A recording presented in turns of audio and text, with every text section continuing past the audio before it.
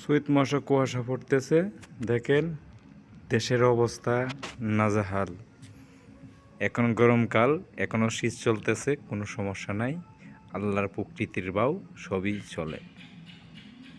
এই যে কুয়াশা পড়তেছে, অনেক কুয়াশা, রাত্রিকালীন কুয়াশা, অন্ধকার অন্ধকার অন্ধকার, উষ্মায়ার শীতের মতন কুয়াশা পড়তেছে। আহ, হাই ডিউটি ডিউটি, কুয়াশা, ধোঁয়া ধোঁয়া।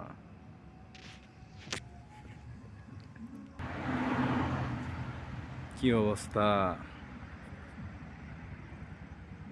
এইভাবে চলে?